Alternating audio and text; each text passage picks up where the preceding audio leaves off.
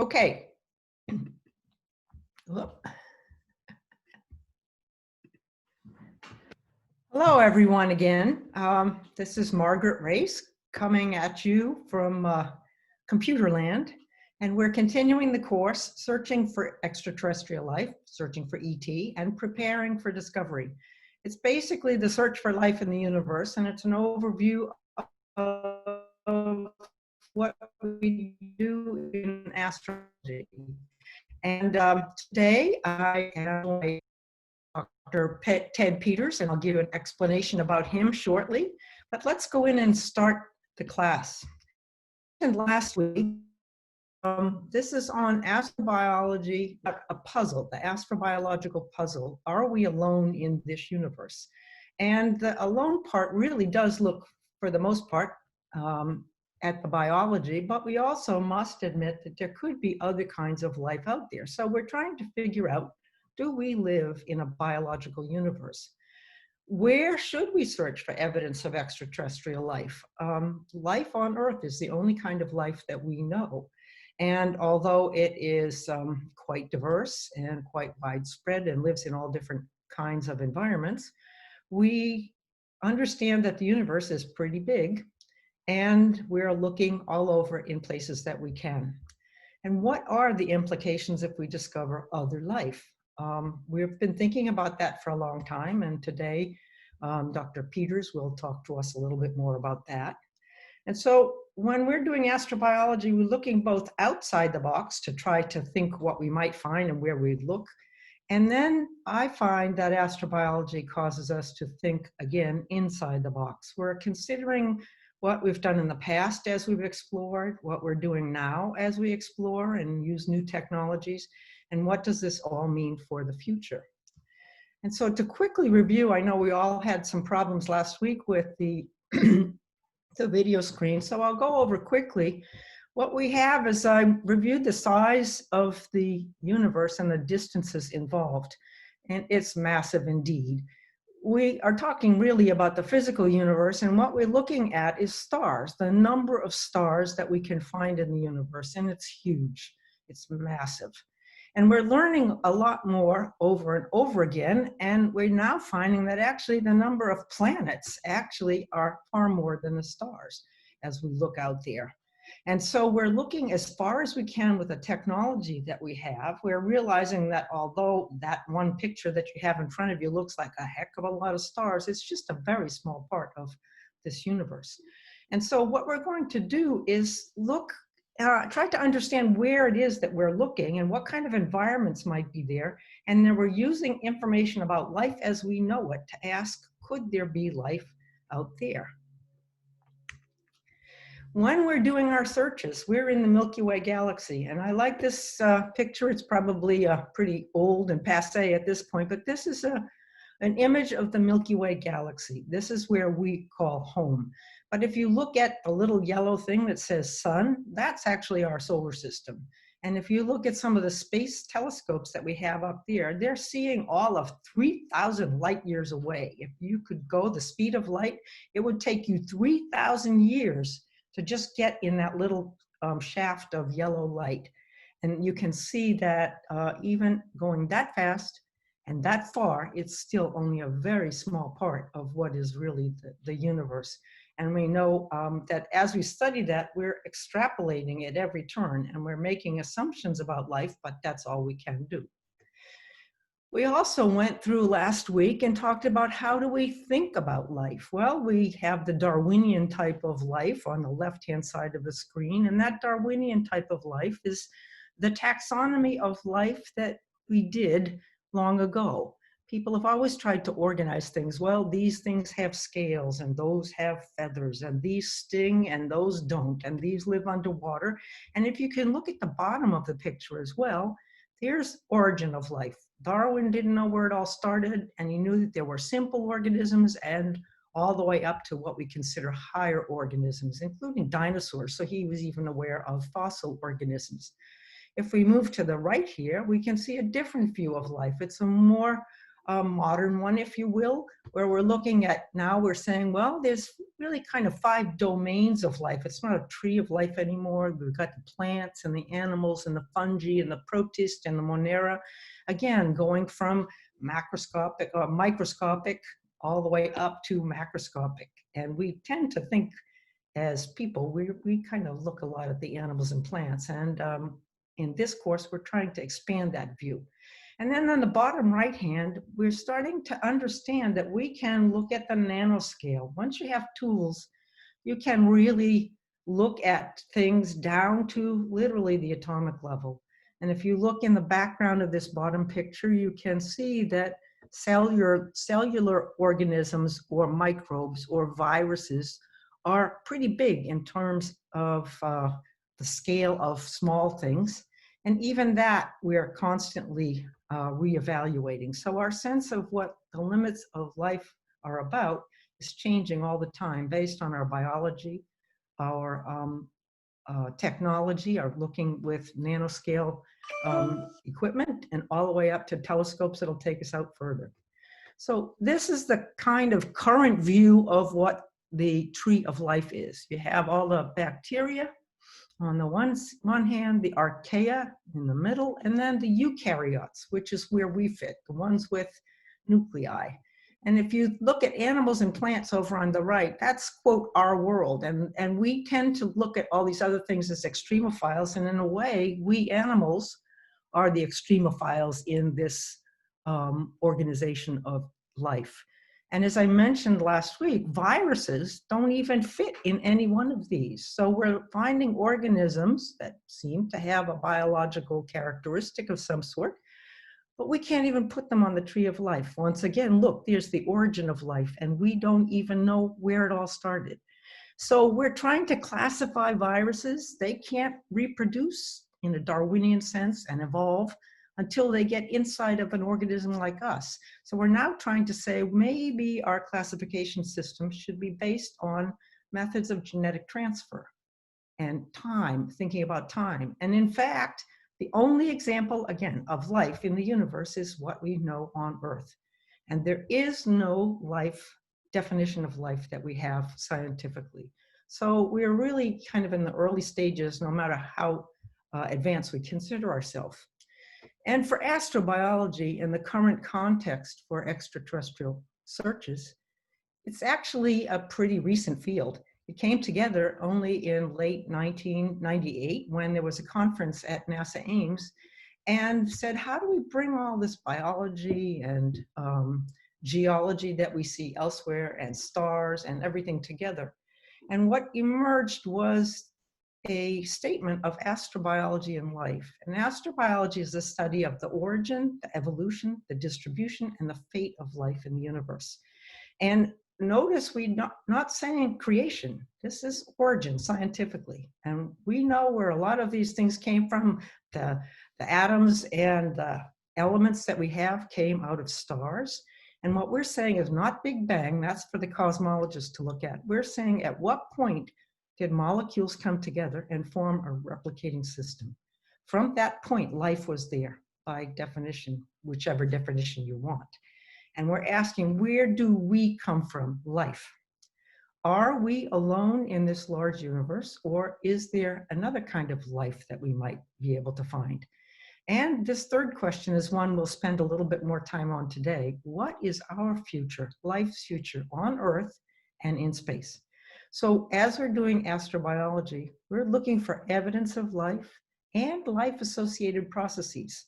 As I talked last week, I said that we don't have to find life necessarily. If I find a footprint, if I find a fossil, if I can detect changes in the atmosphere, if I can infect you with something because I've coughed on you, those are life-associated processes. And I can find those every place I look on Earth. And I can use lots of different kinds of equipment as I look for it. So this course looks at the origin of life scientifically, and that is, as I said, not the same as creation.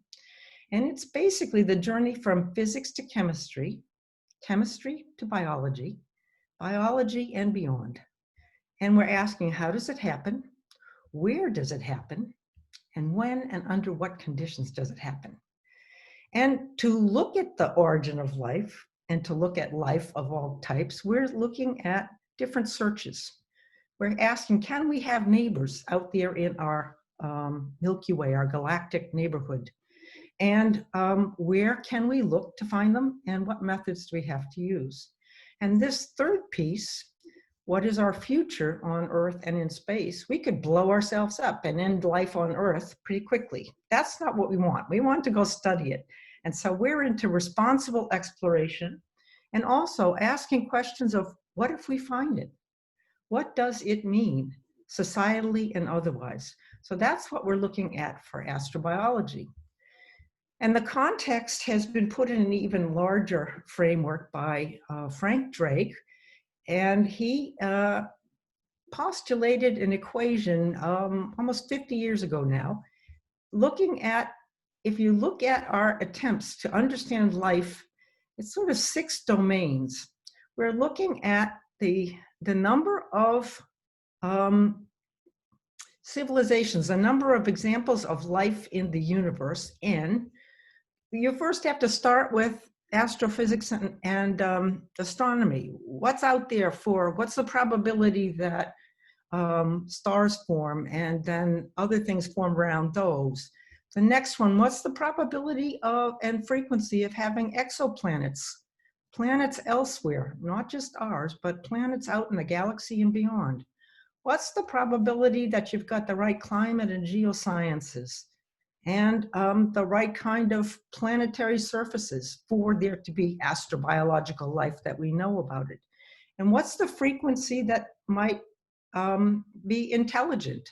And then SETI, what's the frequency that you might expect things to be communicating? And so that would be an advanced intelligent civilization. That would be presumably life, although the biologist in me would say, could they be a form of technological life?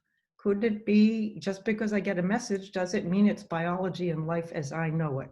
And the L in this equation is life, the probability of life. And we assume life as we know it.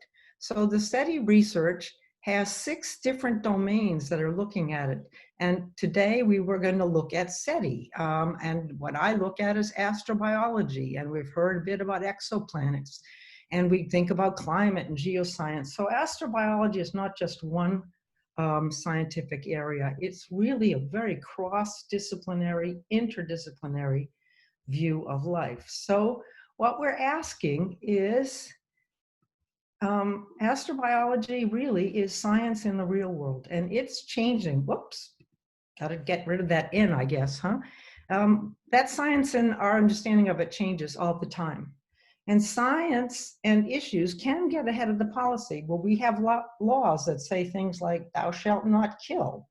Well, what does that mean when you or I take antibiotics, or maybe shampoo our hair, or step on an ant at a picnic? Those are all forms of life too. At what point do we associate or interact with life in ways that are appropriate? And so we're constantly adjusting policies and laws and regulations as we learn more about life and other places. And we're reflecting and updating understanding and new information all the time. And this has happened throughout history. We can even divide it into basic science, which is just the research and discovery and understanding about life, versus applied science, the decision-making and the risk management. We're going to take what we know about life and say, let's go out and find it in a bog. Let's go out and see if we can find it up in the atmosphere. Can we find it on another planet? And all of these decisions to do things, whether it's basic science or applied science with technology, have societal implications. And they can be significant implications. They can have meaning to us in different ways culturally. Those meanings can change over time. They can change depending upon one's religions, for instance, or anthropological setting. And so astrobiology looks at all of these things, although any one person probably works in a single domain. The original syllabus for this course was 4 weeks, a real quick run through. Astrobiology, Searching for Extraterrestrial Life, and the context for those searches. This week is supposed to be with Jill Tarter, SETI Searches and SETI Principles. And next week was supposed to be Other Search Types and an Introduction to Societal Issues with Ted Peters and myself. But as you can see, Jill is not here today. Since our last class, obviously lots of things have changed in the world, and astrobiology is already adjusting to the new situation that we have. Speaker Jill Tarter decided that she was unable to be with us today. She felt strongly enough and joined the strike for Black Lives, which called for colleagues in astronomy to shut down STEM and academics for the day of June 10th, which is today. In calling for that strike, people have said we call on people who are not Black to consider undertaking discussion and action that furthers thinking about life as we know it, and life of diverse types on this planet. And the suggestion was every single institution around the world can and should get involved. And the strike marks an opportunity to recommit to our humanistic approach to life. Additionally, the AAAS that I'm a member of and was named a fellow of, the American Association for the Advancement of Science, also supports the shutdown. And they urge that scientists should consider doing things in some way by reading, conversing, or engaging in constructive demonstrations or other activities to support Black lives. And I decided that it would be appropriate if I do that stoppage on another day.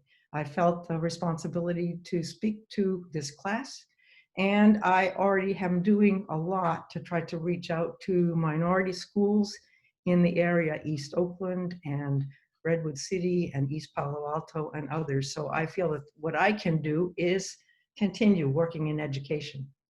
So today we are facing real world issues in astrobiology, a different way to look at it. Our original syllabus had 4 weeks, and what we're doing is adjusting it. This week we're shifting weeks 2 and 3, and so we're going to have a different talk today.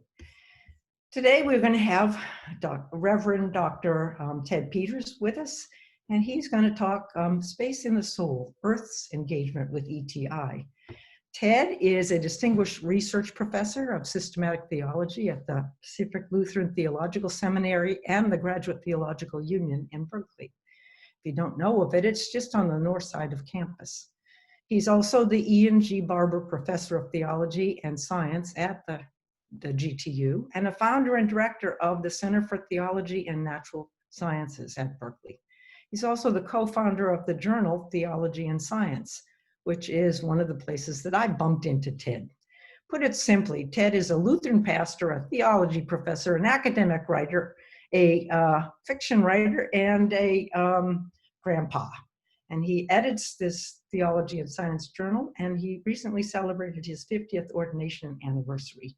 Has his own website, and I met him first in 1994 when I saw an article that Ted wrote for Center for Theology and Natural Sciences. The article was on speculations about ET, and I remember contacting him because he wrote about ETI, extraterrestrial intelligence.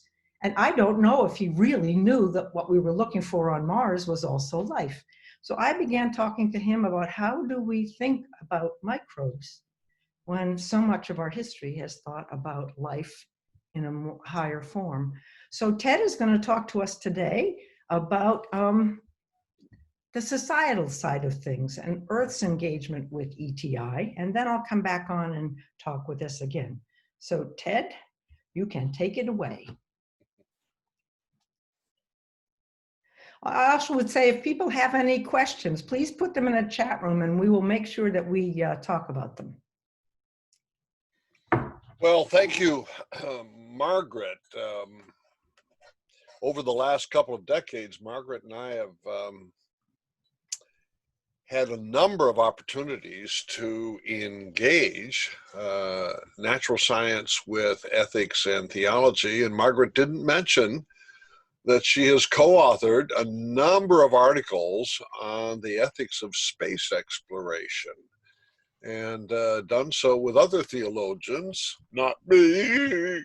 Anyway, so we share a lot of common interest. I'm not a scientist, but I'm an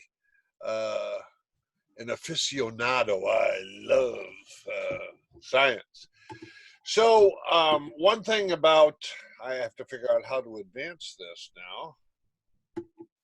What button do I hit to advance? At the bottom corner, there should be some arrows. Bottom corner, left or right? Of your presentation, left. Of my presentation, left.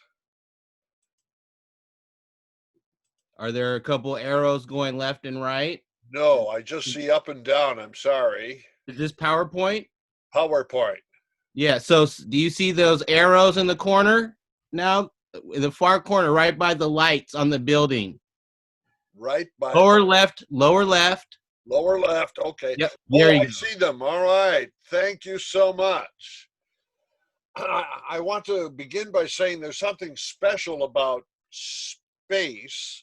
Yes, we study space scientifically the same way we would study anything else, but there's a certain resonance, a kind of spiritual, natural resonance with space that it's not just an experience of awe, it's sort of a trigger for the sense of transcendence. So space is a subject that is intrinsically very exciting. And because of that reason, it has had a much bigger impact on culture than other areas of natural science. Margaret has made an important distinction that astrobiologists need to work with. It's the difference between unintelligent life and intelligent life. And it's pretty well concluded that there will not be any intelligent life within our solar neighborhood. If there will be any life at all finally discovered, it's most likely going to be microbial. And that raises issues that we can already anticipate. What will be our ethical posture towards a biosphere that perhaps we might find on Mars or one of the moons of Jupiter or Saturn? Will that life have intrinsic value? Will we have a sort of hands-off, let's protect it? Will that be our posture? Or will we run it over with bulldozers, as you saw in the movie Avatar, or somewhere in between? And these kinds of ethical issues need to be thought through and policy formulated. Astrobiologists and astroethicists are starting to think about that. If we're going to find intelligent life, more than likely, it's going to be outside our solar system, but still within the Milky Way. It's too far away to investigate other galaxies, but in the Milky Way, there are plenty of possible exoplanets. So let's imagine that we overcome the technical difficulties and actually engage intelligent life on exoplanets. What should we expect? Well, let's try these three categories. Suppose intelligent life on an exoplanet is intelligent but not as smart as we are. What will be our required ethical disposition? Well, we've had experience on Earth with animals. We pet them and love them, but we also slaughter them and eat them. How might that transfer to our relationship to extraterrestrial intelligent life that's not our peer? So the second option is, if we meet them, the aliens, and they are like us, approximately the same level of intelligence, what will be our moral responsibility? Well, we in modern Western civilization believe that human intelligence mandates being treated with dignity. Dignity.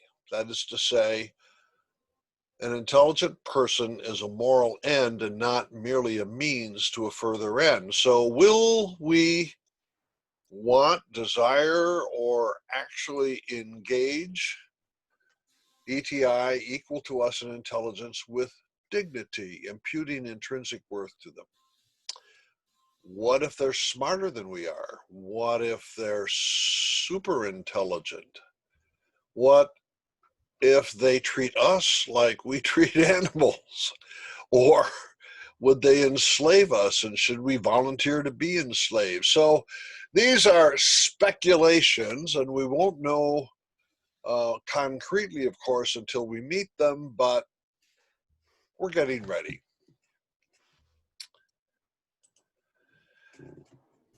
I would like to work with a set of pre-understandings before we meet our new neighbors in the Milky Way. What is the framework of pre-understanding that we bring to it? And already in the consciousness of our civilization, ETI is very, very present in all kinds of tropes and images and assumptions. So I would like to look briefly at 7 different areas where our culture has absorbed some sort of understanding that could contribute to the societal impact when that particular day comes, and we find ourselves having barbecues with neighbors on Zeta 2 Reticuli. Science fiction. 1898. War of the Worlds.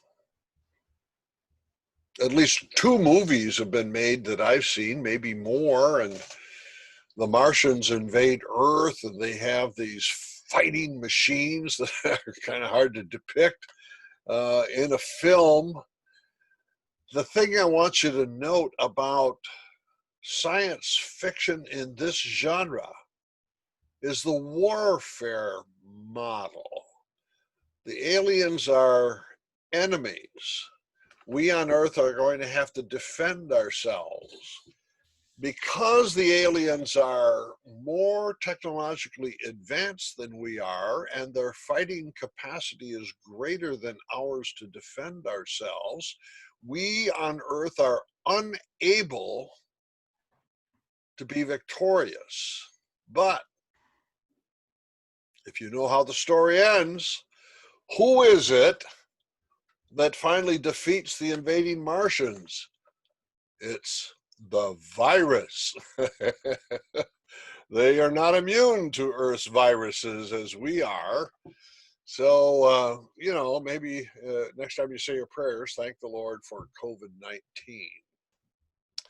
Now, it's interesting that in 1938, the War of the Worlds became a radio program, and many people who listened to it didn't know that it was fiction. They thought it was real, and it created a nationwide panic.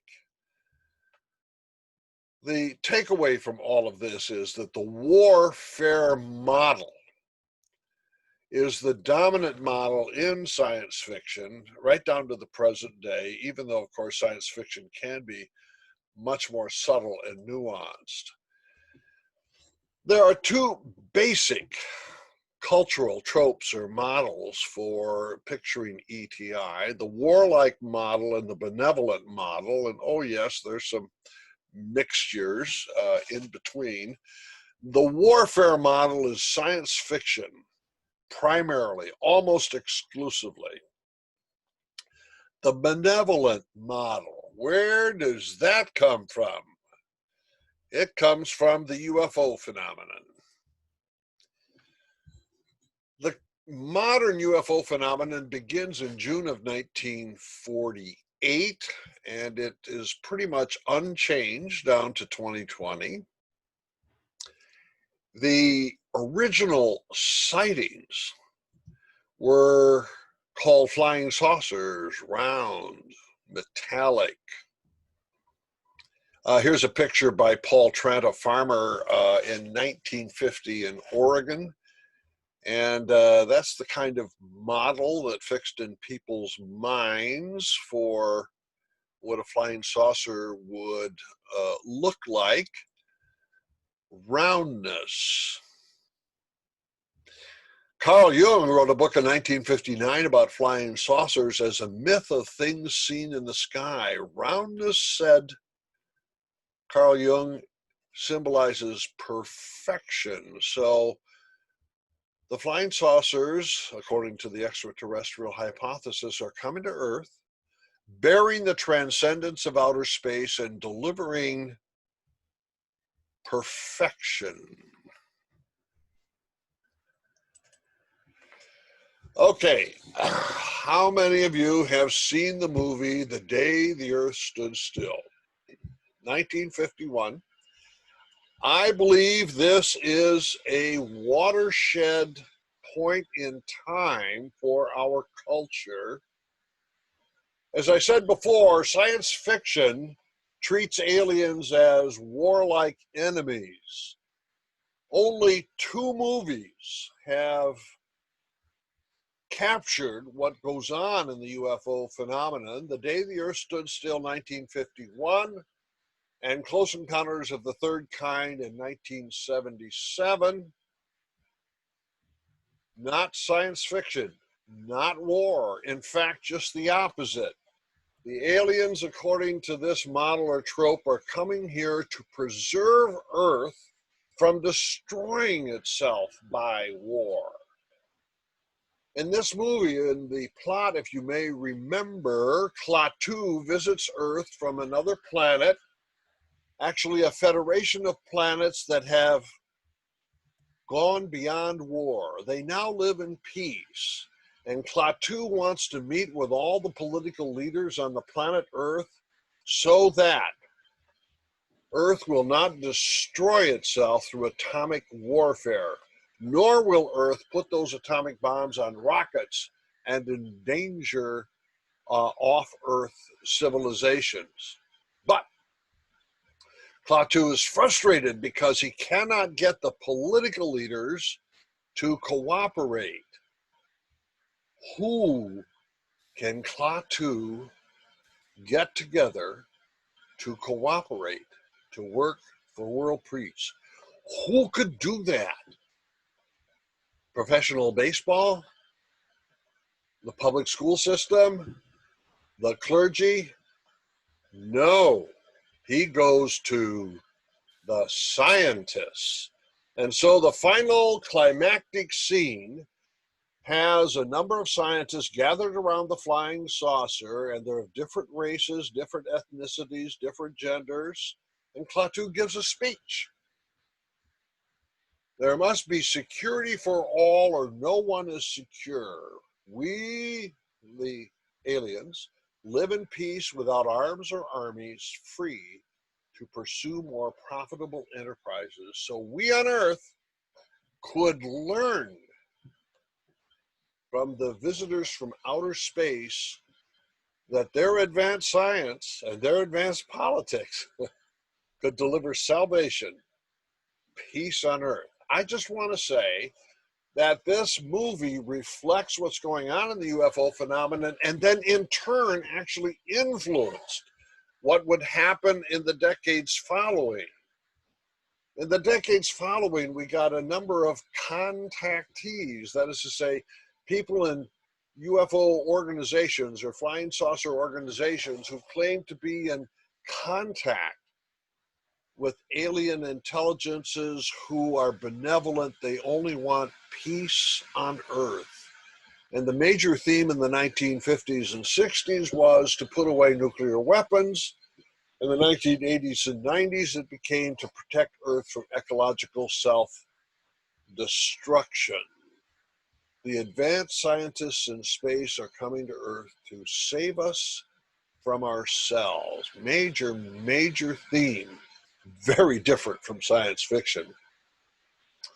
In the late 1980s and 1990s, we picked up a relatively new phenomenon, the abductee, not the same as the contactee. The abductee is forcibly, sometimes violently, taken aboard a UFO, and they create babies, genetic combinations of terrestrials and extraterrestrials.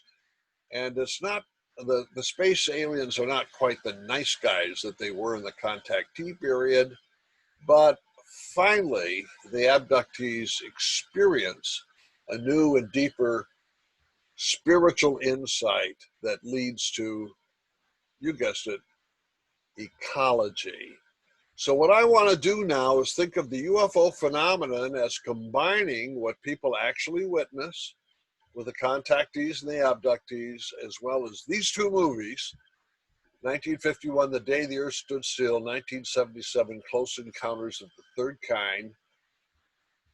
This phenomenon has contributed to the pre-understanding in our culture of what to expect when we finally meet those in living on an exoplanet in the Milky Way.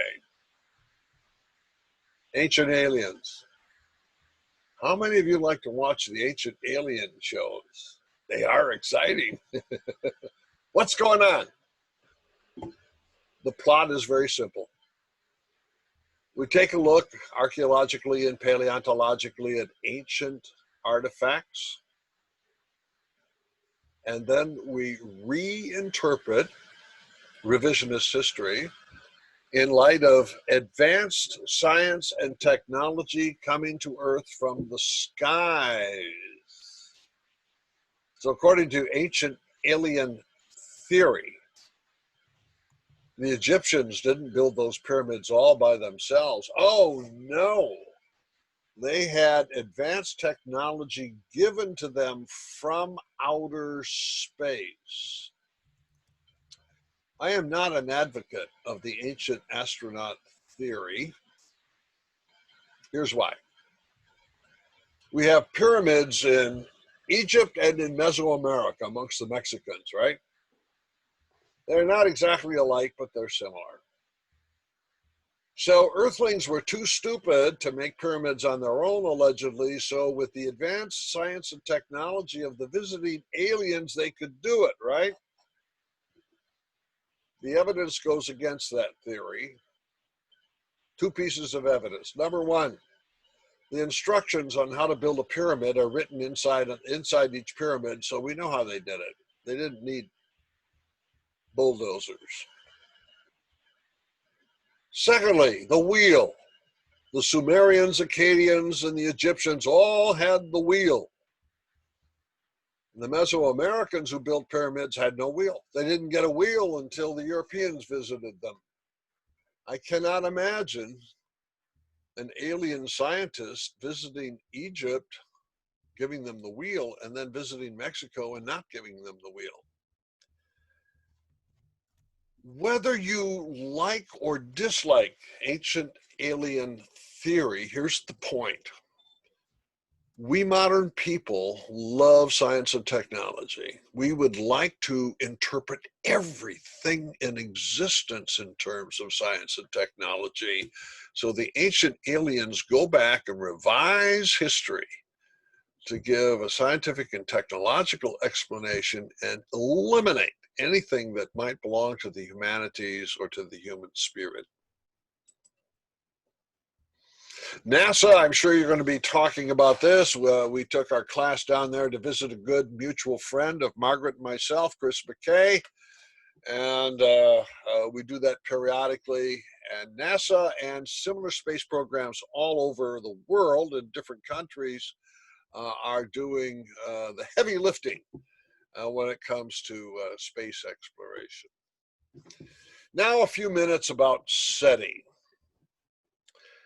Let me just say to the class, you don't know how fortunate you are. You've got Margaret Race and you've got Jill Tarter, two veteran astrobiologists, scientists, fine scientists with a lot of experience and enormous amount of knowledge.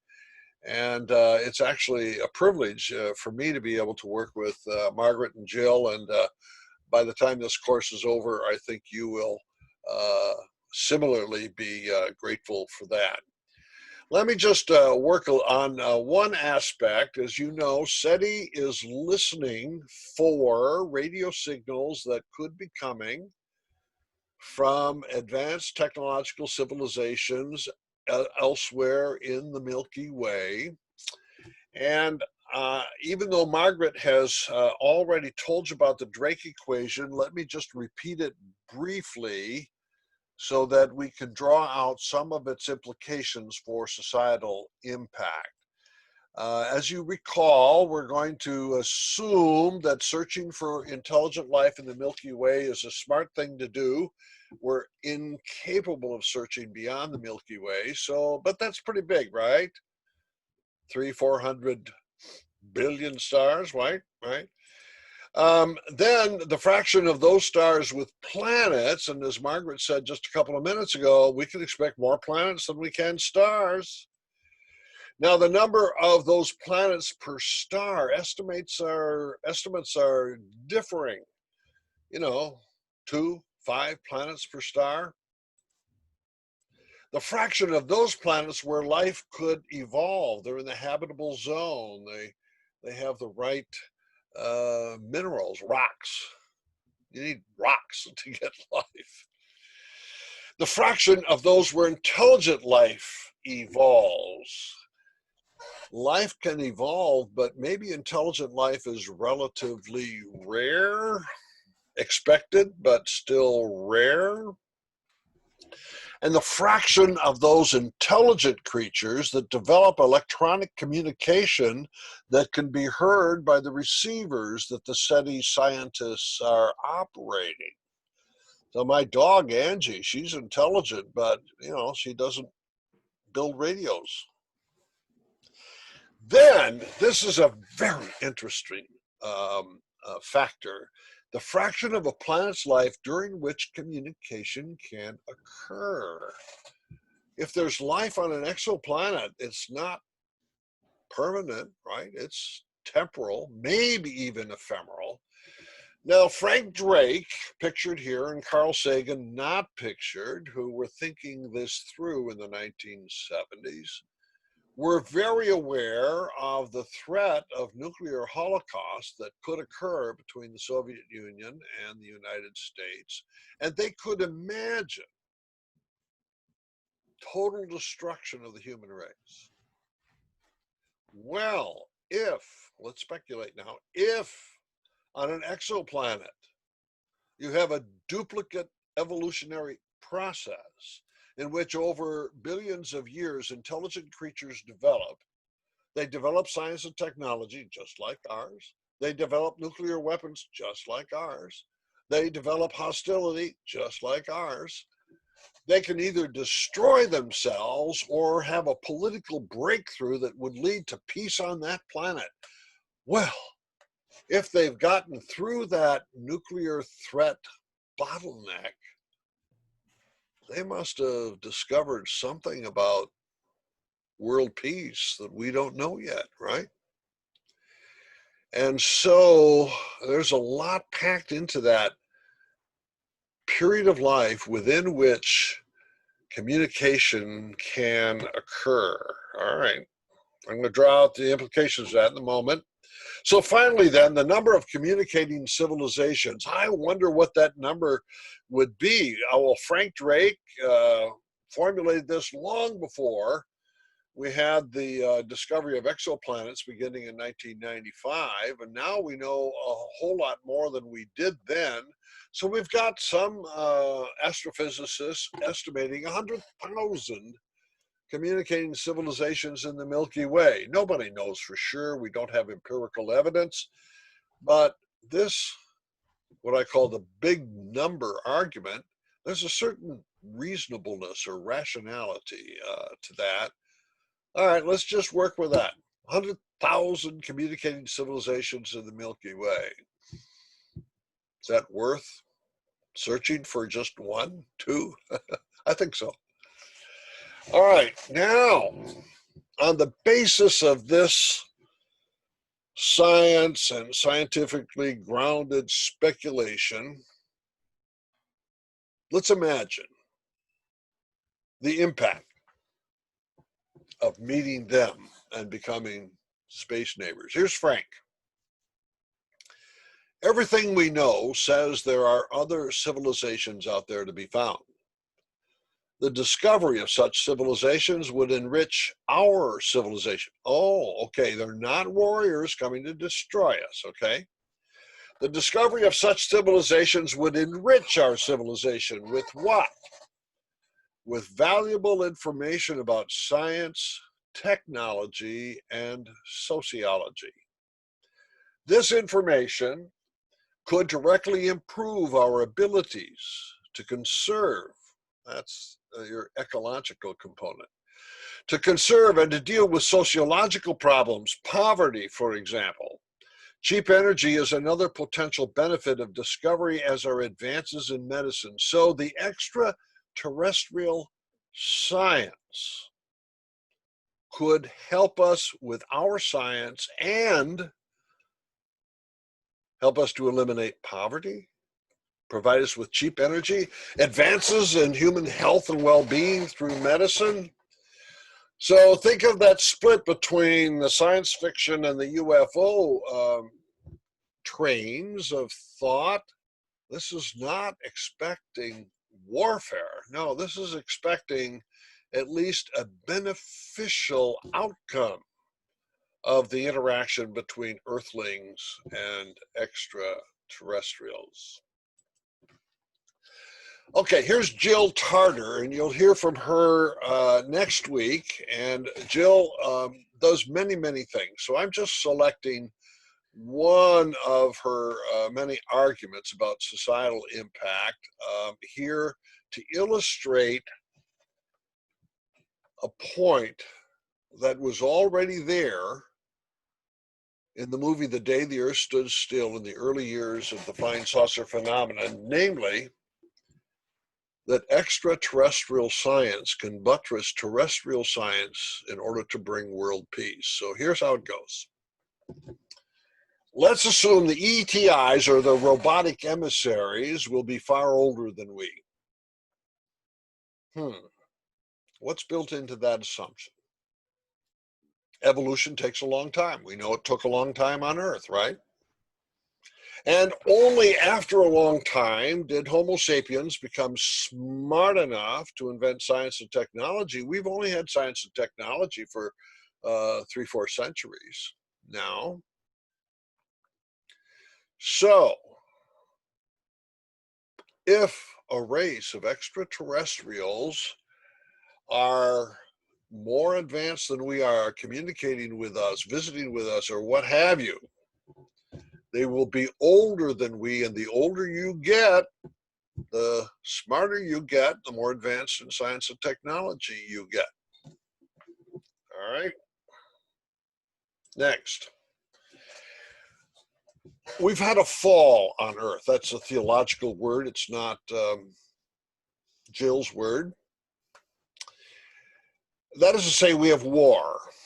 Everybody agrees we have a war. What causes war on Earth? Jill's answer, religion, specifically monotheistic religion. We have monotheistic religion on Earth, and that causes war. Could science and technology get us beyond religion towards peace? Well, Jill can imagine a future millennium, again, that's a religious word, not a scientific word, where there will be no more religious sects. There will only be a highly established code of ethics. So ethics without religion. How are we going to get there? Well, the extraterrestrials will tell us how it's possible to get rid of the my God versus your God conflict to a more stable, universal religious or non-religious understanding. So this is different than Frank Drake, although almost the same point, that the science and technology from outer space will lead us to peace on Earth, by overcoming the conflicts caused by religion. Again, we see a continuity all the way through from the early UFO phenomenon, the two movies, and into this particular speculation that science is going to save us, and if terrestrial science can't, extraterrestrial science just might be able to. METI, Doug Vakoch. Okay, passive SETI means listening for signals. METI actually is messaging. So METI is Messaging Extraterrestrial Intelligence Institute. Doug has gotten this going. Margaret, you can tell us maybe what year. It's only a few years ago. Now, Doug and METI have hit major criticisms. One criticism has come from the renowned physicist Stephen Hawking and others, and it goes like this. Doug, stop sending messages out into space. Why? Well, what if those messages are listened to by a warlike extraterrestrial civilization? What if they discover that there are intelligent creatures on planet Earth? They come here to conquer us, to enslave us, to steal our planet's resources. And we can imagine that that's realistic because when Europeans went to the Americas, that's what they did. And so those outer space aliens could behave in a warlike, pillaging fashion. So, Doug, stop messaging, sending messages. We should hide, electronically hide. So again, we've got these two different models at work of what an alien would be like, either warlike or benevolent, or maybe somewhere in between. And this tension continues to persist even in scientific discourse about how the search for ETI ought to proceed.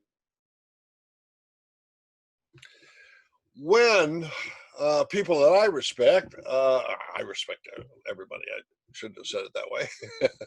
Some of the people that I hang around with and have barbecues with, let's put it that way, when they raise societal impact issues, their first concern is with anthropocentrism and geocentrism. We are going to have to change our self-understanding, many argue.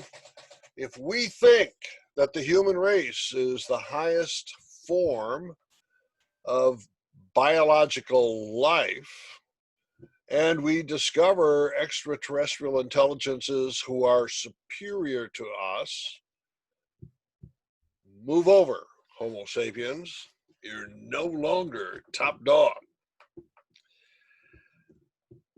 What ecological ethicists want is for us to get beyond anthropocentrism so that we love the animals and love the plant life and love the microbes on our planet, and that we love the environment enough to heal the earth so that it can continue to sustain life. So ecological ethicists want us to graduate from anthropocentrism to geocentrism.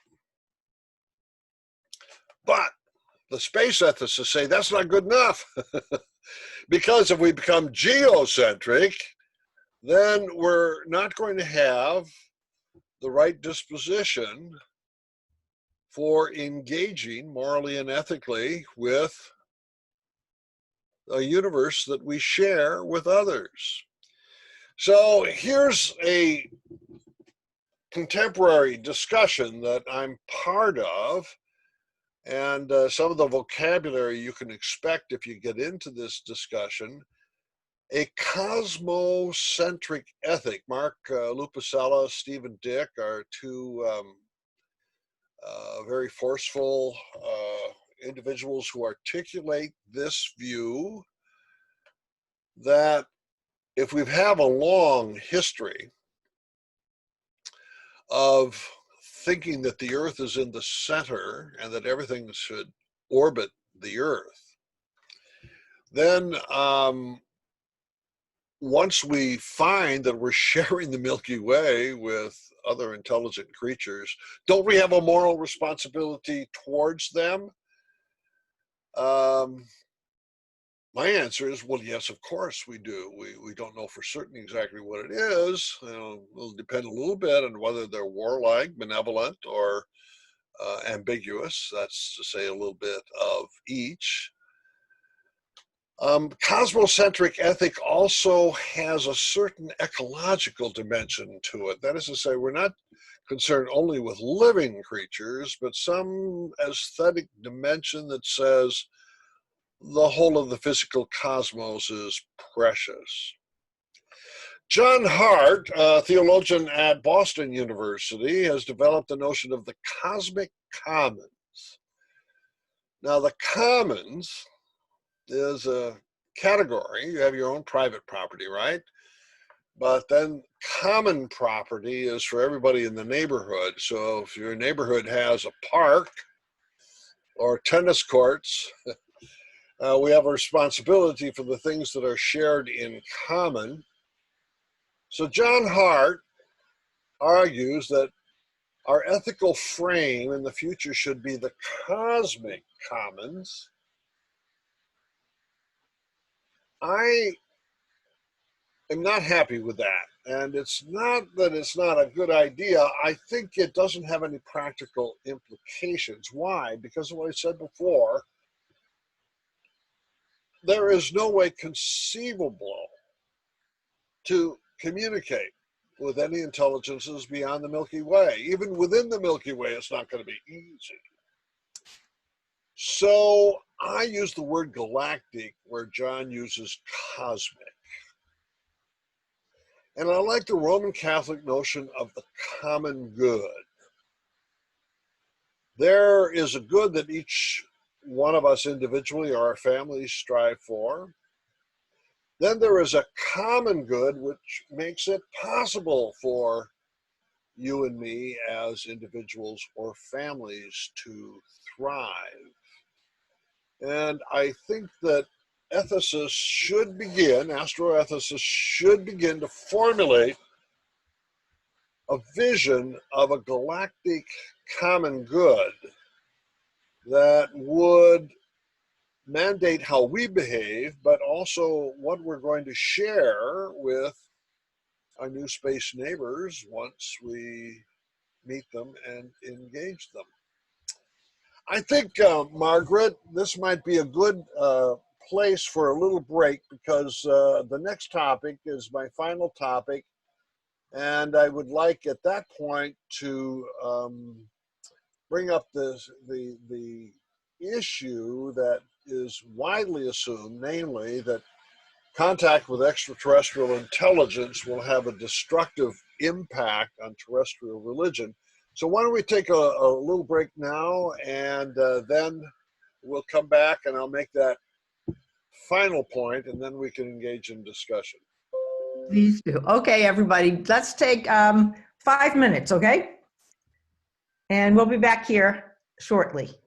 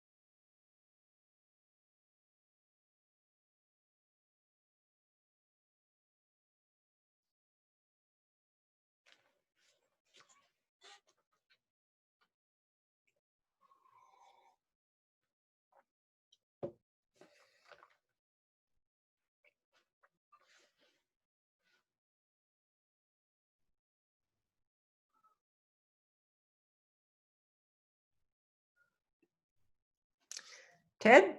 Yep. Okay, why don't you give it another minute and then just start. Oh, okay. All right. Okay. Yeah, I think I'll finish in time so we can have a fair amount of student interaction, but I'll let you control what you say and what the interaction would be, okay? Excellent. I see lots of chats. I've not been reading them.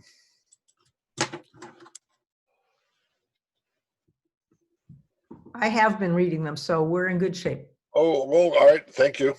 Yeah.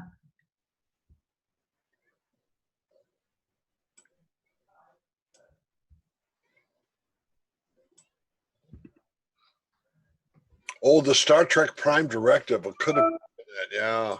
Hmm.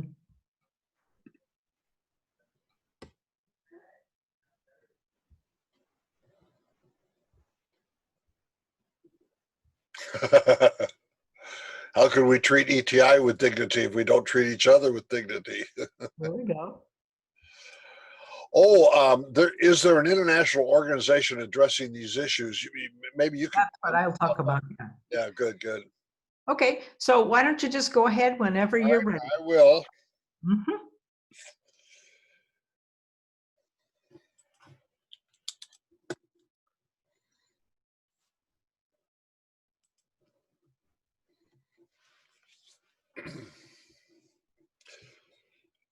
Well, assuming that everybody can hear me satisfactorily, what we've been doing is anticipating societal impact on the basis of tropes and models and assumptions that belong to the pre-understanding in our culture, which has been growing by bits and pieces over the decades, maybe even over a century plus. And I've suggested that there are kind of two dominant models. Aliens would be warlike, or aliens would be beneficent. And of course, ambiguity, that is to say, some of each, it belongs there as well. What I would like to do now in the next few minutes is take a look at an issue that's cropped up some 30 or years ago or so. And that is, what would happen to terrestrial religions should we acknowledge contact with an extraterrestrial civilization?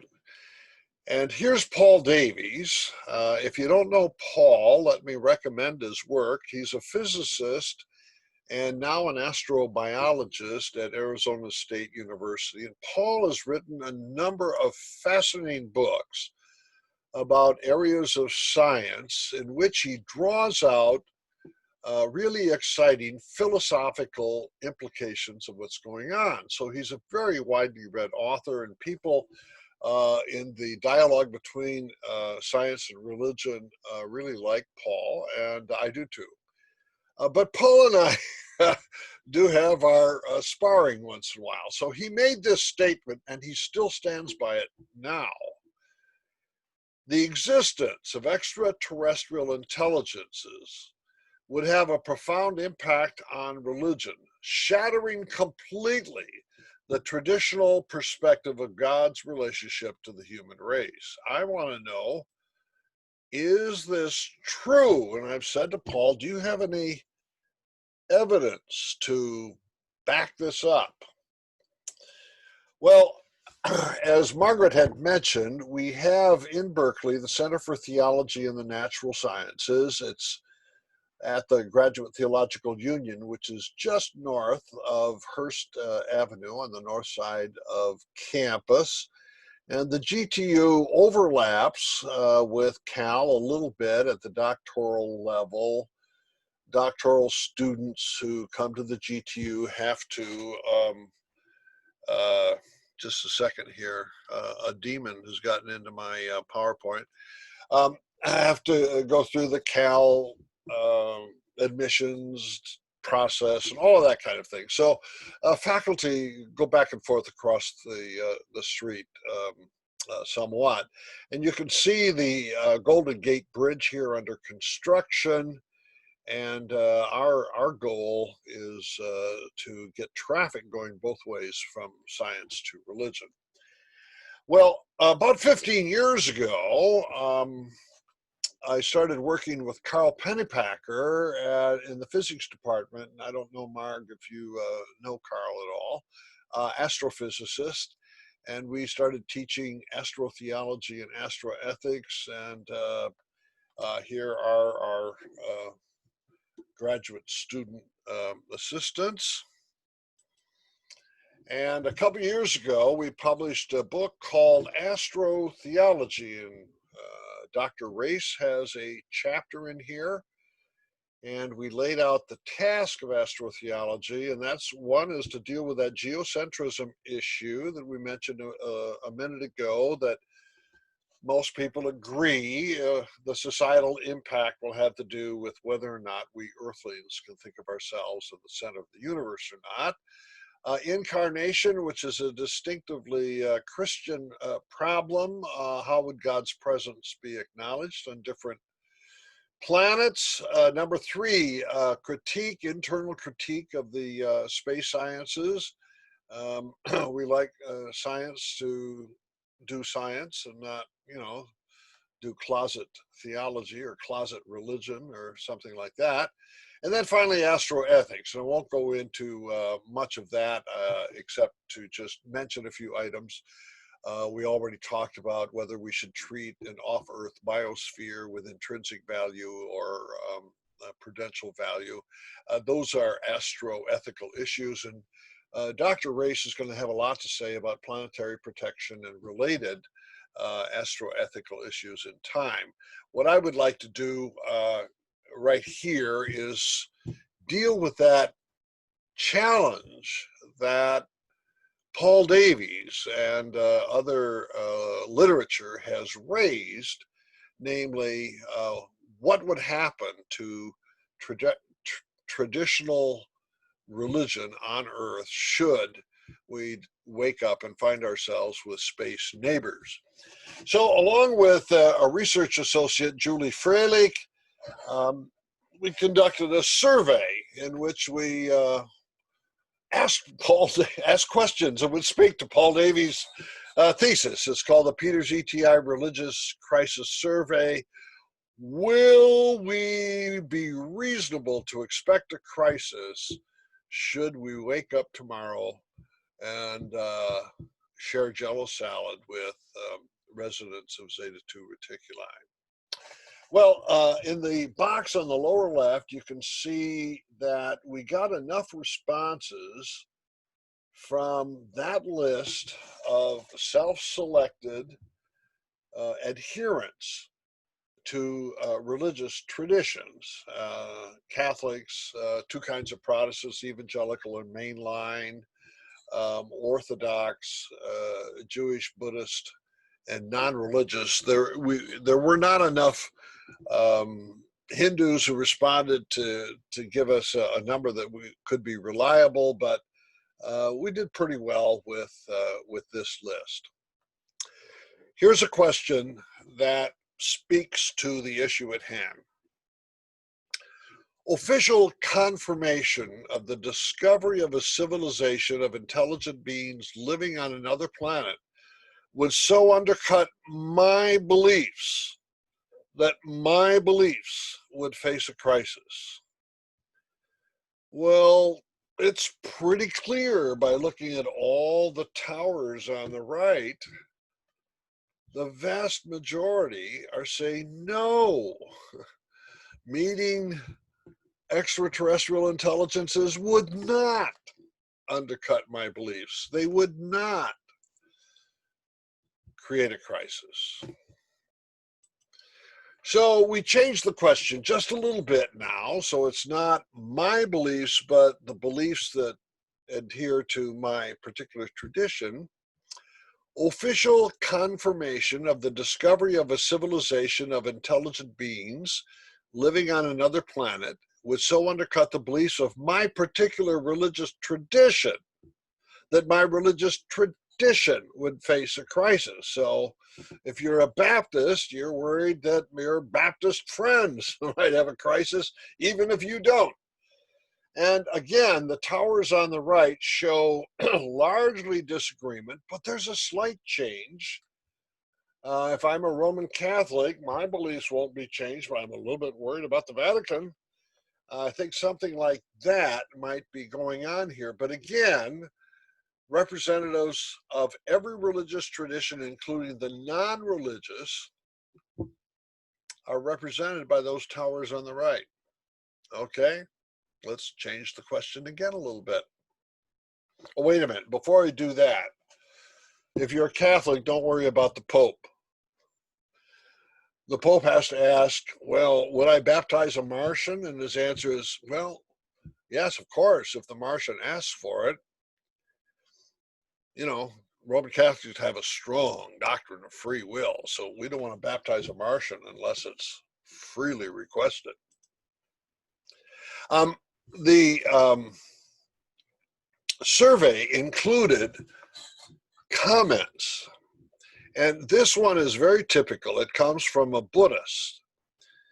To think that in the infinity of the universe that we are the only intelligent life form in existence is ludicrous. So that speaks directly to the geocentrism issue or the anthropocentrism issue. And let me just say that we got comments like this from 4 or 5 different religious traditions, all making the same point, that geocentrism is not a position that I'm going to defend. So the Buddhist writer continues, I would only hope those beings would exhibit more wisdom than humans have in how they relate to their world and fellow beings. Let's hope the extraterrestrials are benevolent and not like us. In our astrotheology book, we did have a chapter by Muzaffar Iqbal. Muzaffar is from Pakistan, currently in Canada, edits a book called Islam and Science. Yes. The universe might include yet unencountered intelligent beings living somewhere other than the planet Earth. So his Muslim faith is not going to face a crisis if he finds out he lives in a galaxy with ETI. Norbert Samuelson, we asked him to write a chapter with a Jewish point of view. Norbert, he's always got a little intellectual salt. So as a Jewish biblical theologian, he describes the God of Israel as an alien. The God of Israel, who is the God of the entire cosmos, is the most alien, the paradigm alien being of all the aliens. So Norbert thinks that if you and I confront ETI and they're really, really different from us, we'll have a struggle to get along with them similar to the struggle that the Hebrew people had in getting along with the God of Israel. But again, as you can see, these Buddhist, Muslim, and Jewish spokespersons, no sign of a crisis here. All right, now here's the question that begins to reveal what's behind it all. Number 5. Even though my religious or non-religious viewpoint would remain unaffected, contact with extraterrestrials would so undercut traditional beliefs that the world's religions would face a crisis, okay? Even though my personal beliefs, whether they're religious or non-religious, would be unaffected, those other people, those other religious people, they're going to face a crisis. Well, you can see a bit of a balance here in the answers, except for one tower. And who's that? The non-religious. It's the non-religious who think all the religious people are going to have a problem. Religious people say, I don't have a problem. Why do you think I have a problem? At any rate, as I said, we got comments. So here are some that appeared. By the way, we discovered after the survey was over that we should have cut the pie slightly differently. There are two types of non-religious. One would be a materialist or an atheist on the one hand, and then the spiritual but not religious, that is to say, those who feel spiritual but don't want to identify with an institution. And both of them got mixed together. I think if we do this again, I'd like to distinguish those two groups. Okay, some comments. I remain open-minded, so would not be disturbed by any new findings. Or, I hope we do find life beyond our planet. I have an open mind as to what shape it may take and what influence it will have. Many non-religious people describe themselves as open-minded. Discovery of ET would not affect my personal belief system because I am a stone atheist. I do not search for ET and think we will come across some one day. I mean, I do search for ET. Finally, I don't identify with the religious tradition. For those of us whose belief in God is based on experience, extraterrestrial life world would only add an interesting theological factor to our theology. Okay, what's going on? Let me suggest my analysis. Don't take this as absolute truth. It's my way of clawing through this complex collection of trends within our culture. But at the bottom of it, I think we have a schizophrenic relationship with science. And here's the story. Do you recognize J. Robert Oppenheimer? Well, he used to live just a little north of the UCB campus. I don't know exactly what his address was in the 1920s and 1930s. And he had an appointment in the physics department at Cal and also one at Caltech. So he lived in Berkeley, but he went up and down the coast on the train to teach at both places. And the Roosevelt administration appointed him to head the Manhattan Project, and he went and selected Los Alamos. And if you want to know why Los Alamos and UCB are connected, here's the reason. And there he developed the atomic bomb. When the atomic bomb was first tested, we had already had VE Day, that is to say Europe had been defeated, and Roosevelt had insisted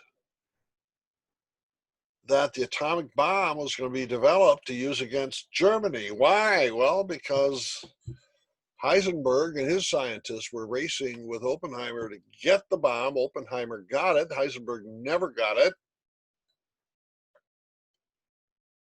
So victory in Europe occurred in June. In August, now we have a success. Oppenheimer goes to then President Truman and says, we don't need the bomb. Let's not drop it on anybody. And Truman said, we're going to drop it on Japan. Now there's a long, complicated story there. I don't know all the details. But Oppenheimer did not want to drop the bomb on Japan. He was overruled. Shortly after the war, Oppenheimer argued that the United States should contribute to an international organization that would have total control over nuclear weapons and that no individual nation should have the bomb. He was quite confident that even though Germany would not get the bomb, the Soviet Union would. By 1949, it had it. And he pleaded with Truman not to use the bomb for nationalistic purposes. Truman threw him out of his office. He told his secretary, never let that sniveling scientist come back into my office. So as we arrive at the UFO period in 1947, what have we got? We have a schizophrenic relationship to science. On the one hand, science can destroy the world. On the other hand, the scientists are international. The scientists lead to technology that improves our life. Could scientists save us even from science? Remember, it was Oppenheimer that gave us the phrase, now science knows sin. I think that what was playing itself out in the early days of the UFO phenomenon was this: on the one hand, science can save us. On the other hand, science can destroy us. Let's go for the extraterrestrial science, which is coupled with superior politics and superior morality. And it's like a mythology. That's a word I made up. It's kind of like Richard Dawkins' meme. It's a trope that just sort of runs its way through society.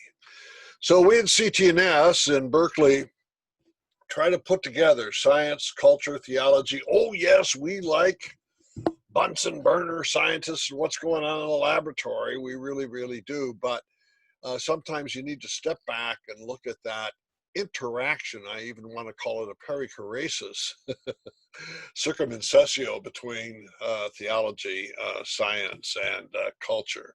So my bottom line is, I think we have this ambiguous relationship between with science and our culture.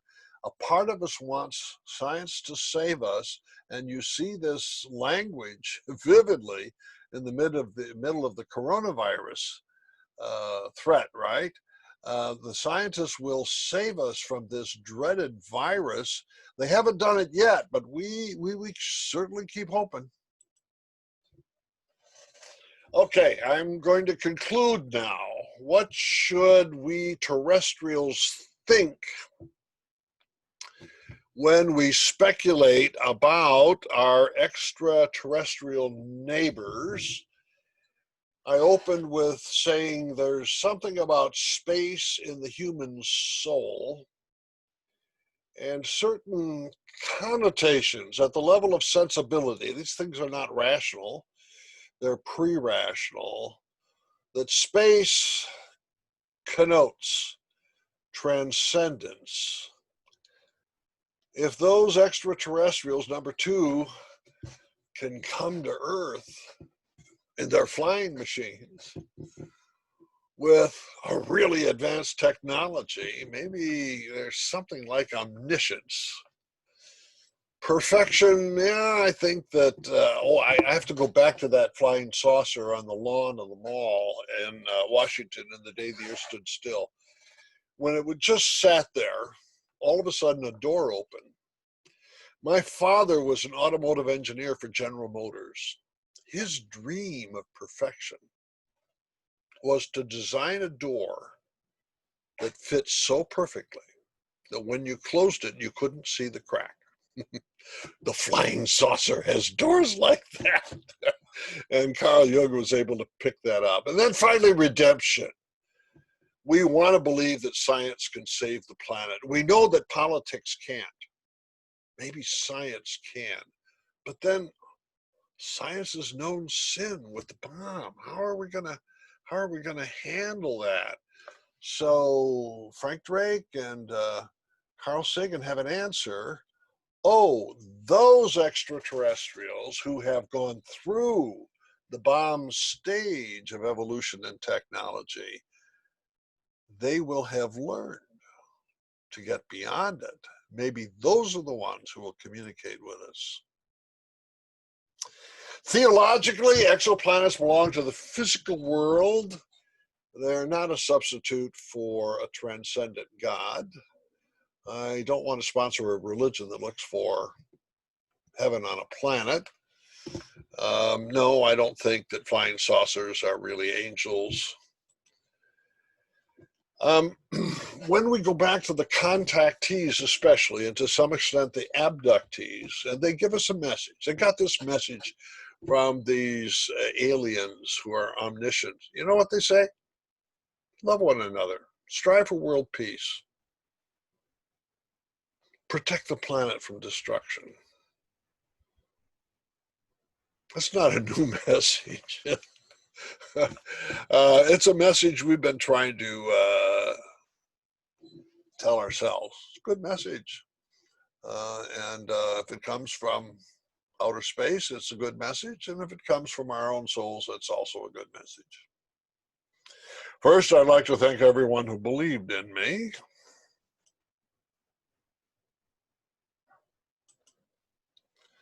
That's it. There's my website, Ted's Timely Take, and been nice being with you. And I'm going to turn it back to Dr. Race.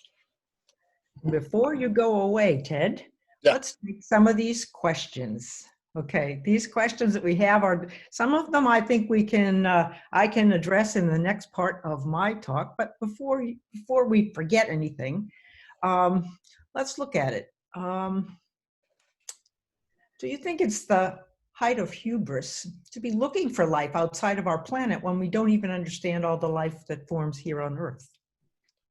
Well, scientists are curious about everything.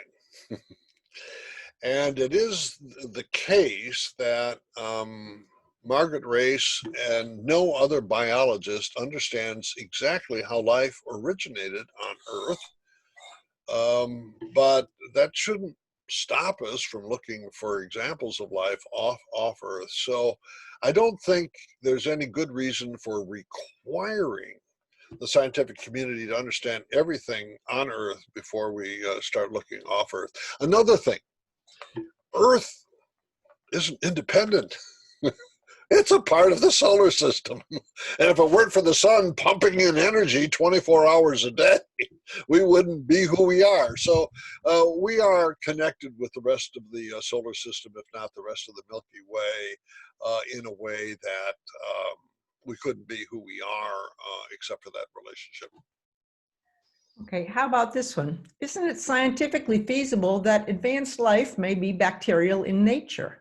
It may be invisible to us and unable to communicate in ways that we understand. It seems that our perception of other life forms is limited by our cognitive abilities. So I think that's a great statement. And what would that mean theologically and philosophically? Well, I think Margaret knows that scientists are well aware of their own limitations brought by presuppositions and past experiences. So, on the one hand, a scientist is going to look for life off Earth that looks like ours, but then try to be ready for some surprises which might occur. So, I don't think there's anything unusual about that. And yes, it's a specific research program to say, what if we get surprised? How will we know that it's genuinely life or not, because we're working with past definitions. Now, advanced life is microbial. Margaret, I think you can speak to this. Most evolutionary theorists that I know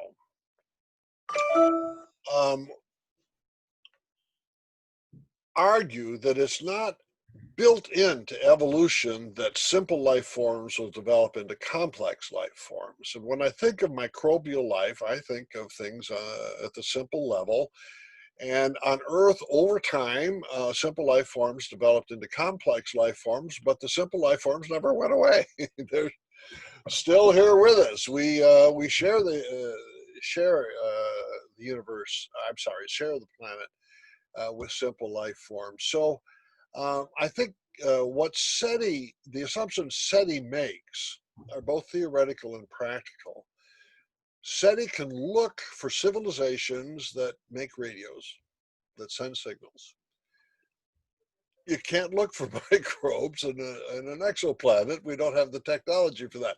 But we can look for people who have radios and TVs and cell phones on an exoplanet. And so in part, you have to fit the research with the tools that you've got to use.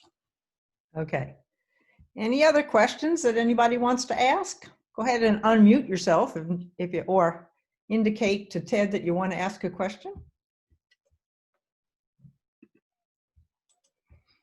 If not, Ted, will you stick around too? Because I'm sure I will stick around. I'll mute myself, but I can be unmuted if somebody wants me. Okay, very good. All right, so let's go on a little bit to the kind of conclusion of today. You can see that this whole discussion has come a bit out of the way of because of this shift around of topics, and it would have been a great one to come right after the SETI talk, but we'll get back to SETI next week. So what I want to come back to is astrobiology, which is exploration for any kind of life, any place off Earth. And we look at all sorts of things that are up there, not only just the life, but also resources and how do we interact with it. So I like to say with astrobiology that we're in an era of exploration, but we've been in that one for all of humankind. And when you explore, sometimes you discover. And when you discover, you find that you see things you never thought about before. So in my mind, what we're saying is we need a broad perspective. We're always looking at science ahead of policy. And so this is another aspect of the societal, not the theological or the cultural, but policy, laws and regulations. And what do we do about things to try to be a little bit nicer to life and to keep things orderly? So astrobiology, I think, has a way of helping us understand science and issues that arise from doing science and interpreting science. And there's always uncertainty when you make decisions in the science and technology realm. We have to anticipate that there will be controversies and questions, and you're going to have experts on both sides of the issues. Should we open up now or 3 weeks from now because of the coronavirus? Should we drop a bomb or not? Should we even make a bomb? And a wonderful place like Berkeley, look at what its history has involved. Wonderful learning in all sorts of departments and disciplines, but also some history that would have perhaps been different for our Earth if we didn't have those as a constant threat. So what I think is astrobiology lets us ask questions in public. We do have a democratic process of some sort, and that what astrobiologists have said is let's take a conservative approach to the risks. And that conservative approach is not just the same of thinking ahead about what it is that we're going to do, but also trying to make sure that as we do our exploration, we do it properly. So as we went through last week, we have multiple search types, and we talked about extraterrestrial intelligence, which is done, we're searching for those with radio telescopes, or maybe hoping that there will be visits from aliens and spacecraft will come and see us. Or we're also looking at extrasolar habitable planets. We now know enough about the universe and even our home Milky Way that we say there's lots of other planets out there. Do they have atmospheres that appear to have carbon or oxygen or hydrogen, some of the elements that we associate with life? Can we detect those with telescopes? We can. There's other ways of detecting them as well. And so we've developed this entire view now of extrasolar planets that may be habitable, and they're out there more numerous than even the stars. And so the idea of other solar systems is something that tantalizes us when we think about astrobiology. But my kind of work is really exobiology. I have a background that includes ecology. I am a zoologist from UC Berkeley, and I worked on mud snails in San Francisco Bay. My mud snails came on the Transcontinental Railroad. So here you have an invasive species being brought across the country for good reasons. They were brought in barrels with oysters to feed the post-gold rush miners who like the East Coast oysters. But oh, by the way, on the oysters, on the oyster shells were little egg cases of things like snails and worms and all sorts of things from the East Coast. And when they arrived with the barrels in San Francisco Bay and dumped the barrels into the bay for freshening and fattening up those oysters before you brought them to market, San Francisco Bay became a zoo of introduced organisms. And so when I think about exobiology, astrobiology, I'm thinking in the solar system. I'm thinking about it much like I did as a zoologist. I'm a biologist. It's the same with ag and natural resources. What do we do when we visit someplace? How do we find examples of life? Could it be from bringing them with us and getting false positives when we visit another planet?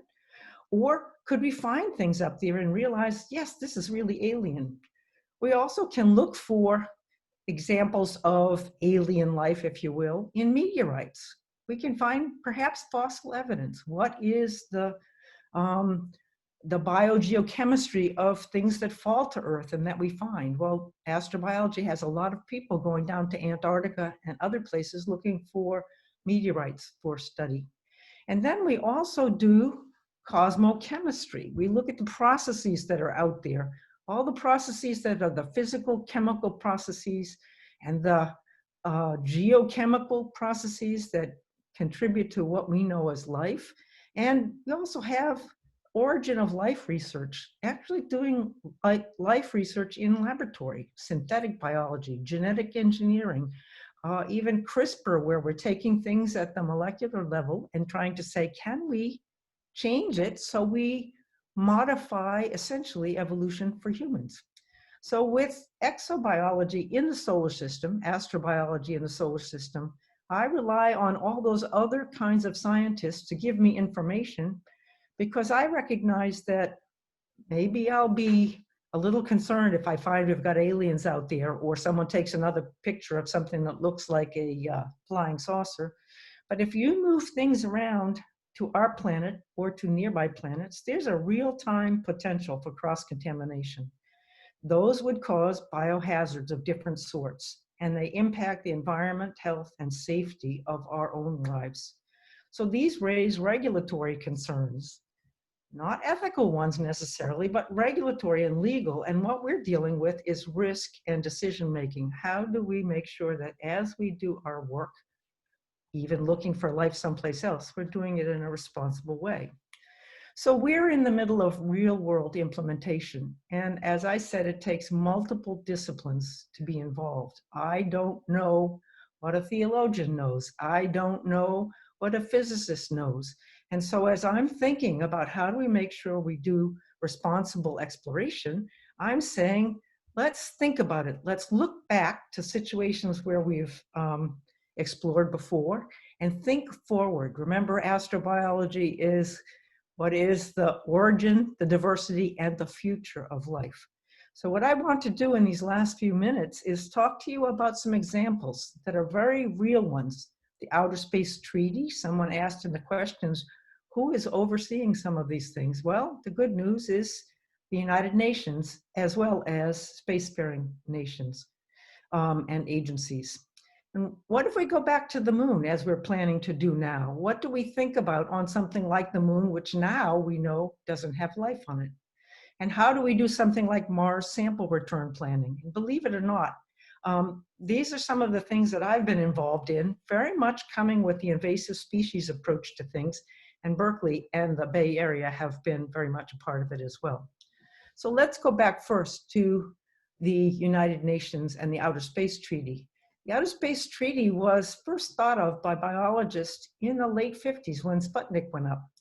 And at the time, they were beginning to think about, as Ted said, nuclear weapons and what we could do.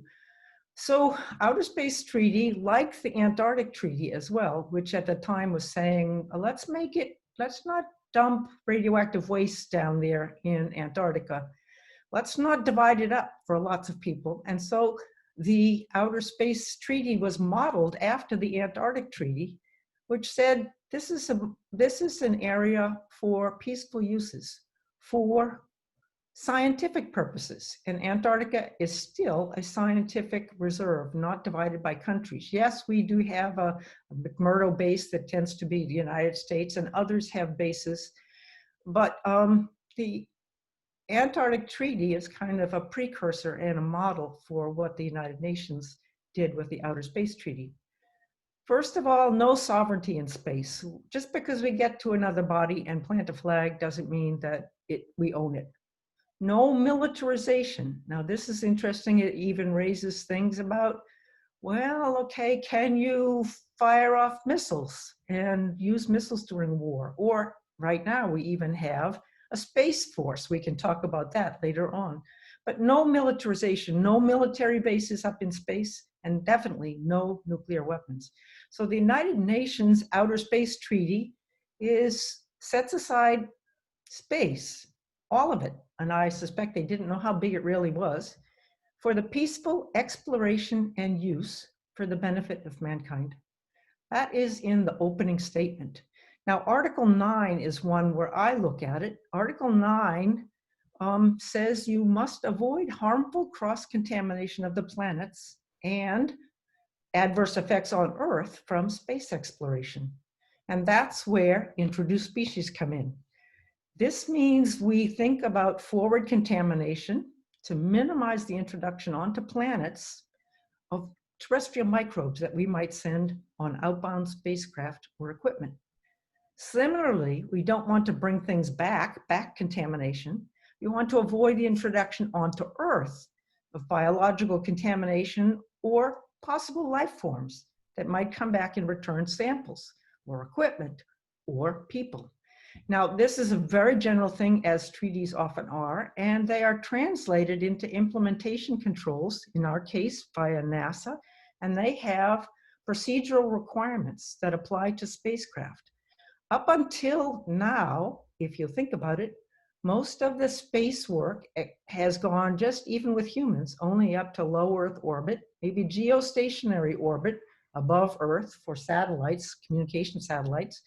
But we really haven't done a lot where we had to worry about what do we do on Mars or on the moon, or can we mine asteroids? So these requirements are constantly ongoing, and we're constantly reinterpreting, much in the way that people are asking theologians to reinterpret as we find new information.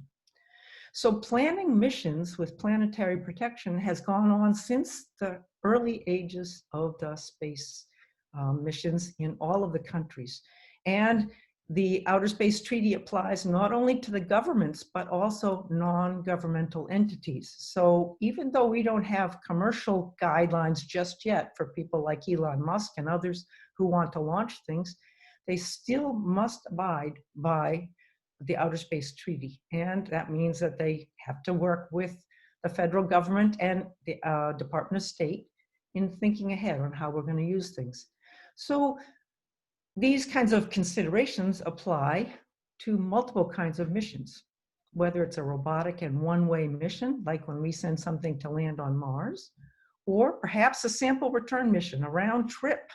So the Genesis mission went out a number of years ago and collected stardust from actually the solar winds. The Stardust mission flew through a comet, the tail of a comet, and collected the ices and gases that were there. And we certainly plan to do Mars sample return someday. We're also planning human missions. And now we know that human biology is something that is intimately related to microbes. For every cell in your body that is your DNA, you probably have 10 times or more microbes in you. And we also haven't done anything with commercial uses and activities. We haven't had any to go to the moon or beyond just yet that were launched by commercial people. So how would you plan a mission with planetary protection? Basically, what you're doing is translating treaties and policies into responsible exploration. And we've all agreed we should take a conservative approach. We're always finding new information, and we have to revise them over time. And we do that based on science. Now, Ted may have something to say about that, but That's the only thing we can base it on, just as when we do things with microbes and viruses and the enforcement of wearing masks or not, it's all based on science. So for one-way trips, we've done lots of those, and the controls are pretty much routine. We think about forward contamination controls on orbiters and landers and instruments that we send, and it depends where we go and what's planned. If you're going to land on an asteroid, which is known to be likely not to have life on it, it's a rock, maybe asteroids out in the asteroid belt or something even further out, we don't have the same kind of concerns that we would if we were bringing things back. And the policies are set by the Committee on Space Research, which is an international scientific organization that reports into the United Nations panel on the peaceful uses of outer space. And again, those are scientists who are involved in those and technologists, and those requirements then are translated into specific controls for when you make your spacecraft. And in general, we don't know if there's life out there, so we should be careful. We want to protect the planet that we're going to and protect the science. Again, this is protect the science, although this is for one-way missions. And what happens, this picture on the right is the Pathfinder rover, the one that was sent up to Mars in the mid-90s. And there is careful sterilization and cleaning before it goes onto the launch pad. In fact, here you can see the rover is being put together one piece at a time, and then it would be put on top of a spacecraft and enclosed inside. And it takes a very long time to get a spacecraft ready for launch. Everything is documented. So each instrument, each piece is documented. And when I say documented, I mean that we do analyses that verify the level of biological contaminants that are on each piece. Now, these are still working off of by a method that is built on growing spores in agar plates. And we're in the process right now of moving it ahead to a genomics approach, which will be much easier than taking things and growing them out, much like you would with a strep throat swab or something like that. But the idea is, as you put it together, keep track of what it is that is biological burden, keep it as low as you can, and make sure you document it and avoid recontamination. So anything that would touch the planet, you want to make sure that it is as clean as you possibly can. Specifically, if a rover is up there and has a shovel of some sort that's going to take up dirt and soils and rocks and then use them as data, if you will, to analyze for more of the equipment or the instruments that's up there, you want to make sure that it's collecting real data from Mars and not contaminants that you brought with you. You keep an organic inventory of everything that goes, and at the end of mission, we also have a requirement on where it is sent. So for instance, if you're going to go to Mars and orbit and take wonderful pictures like we can now, at the end of the mission, you might not want it to crash onto Mars itself, or long ago onto the moon. So we want the end of the mission, that the disposal or end of mission phase, to go someplace where it won't contaminate other science that'll be done.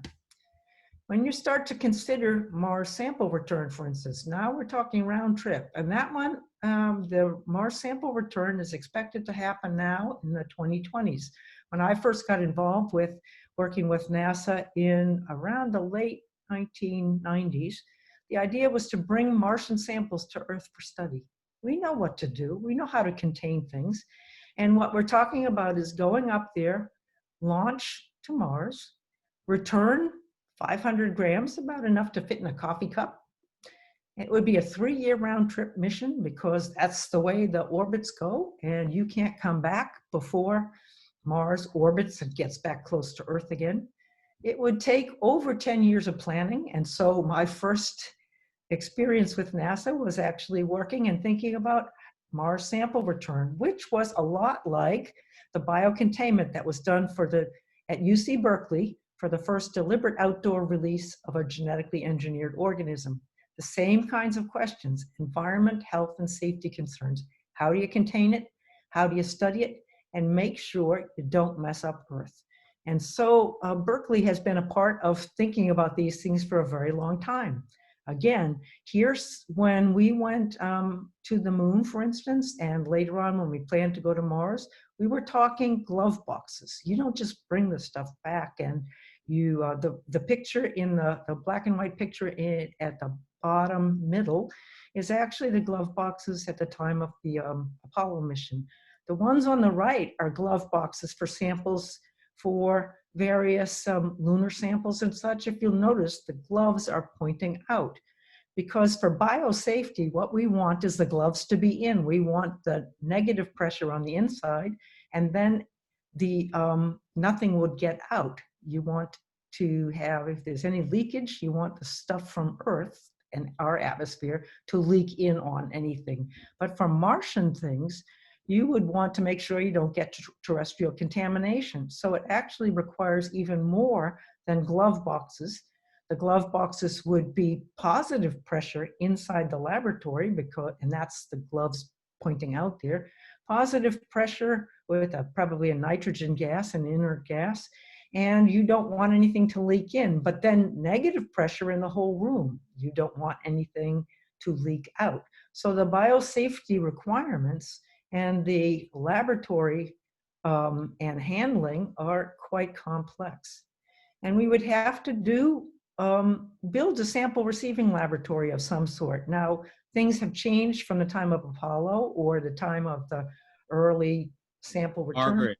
Yes? Sorry to interrupt you, but your screen is not being shared right now, so nobody's seeing your slides. Oh my goodness.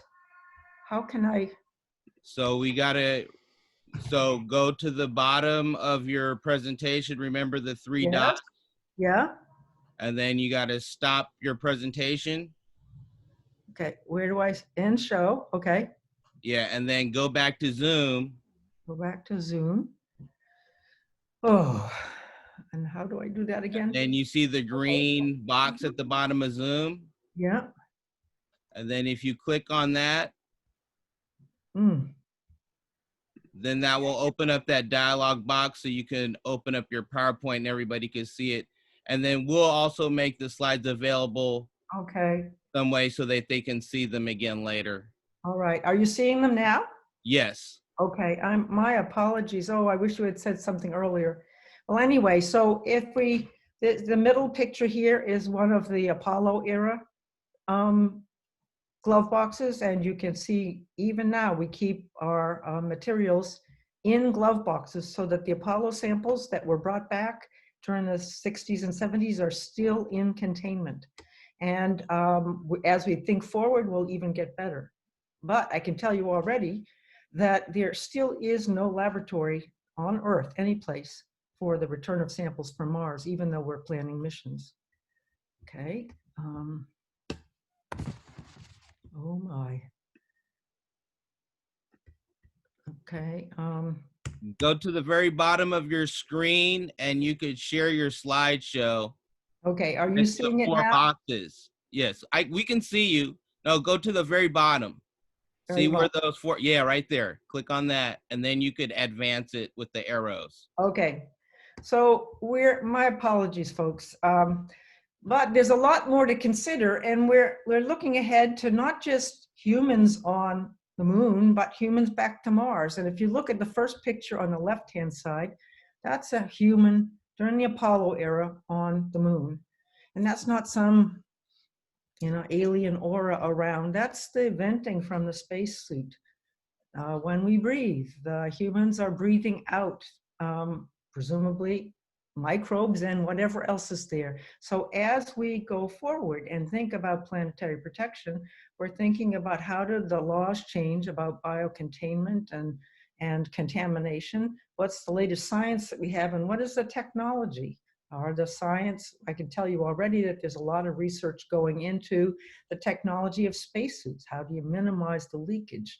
Because we recognize humans as cross-contaminators, and we need new planetary focused designs as we go forward.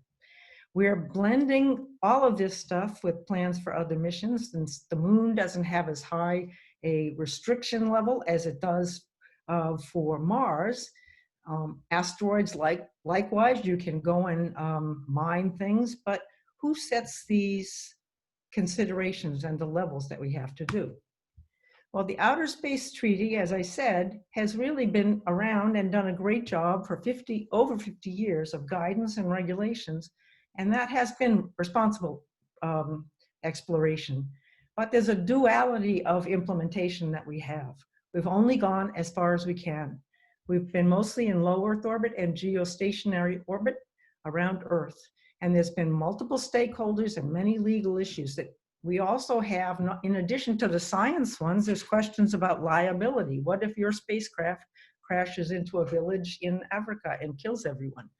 Is there harmful interference? If I put out a science experiment or instrument and someone comes along and affects it, bothers it, destroys it, that's a concern that we have.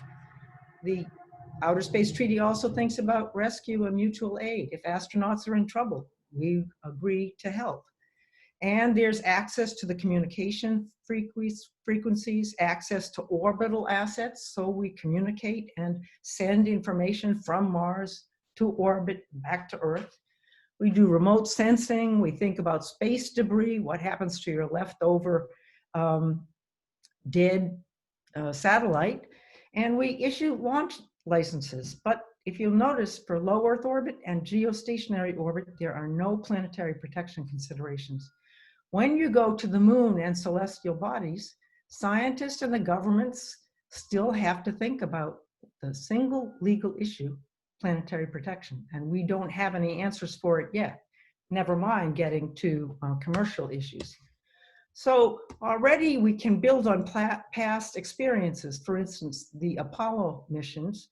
Again, another wonderful connection to the Bay Area. When the astronauts went to the Apollo, to the moon, at the time of the Apollo 11, 12, and 14, 15, and beyond, when they came back down, they landed in the ocean.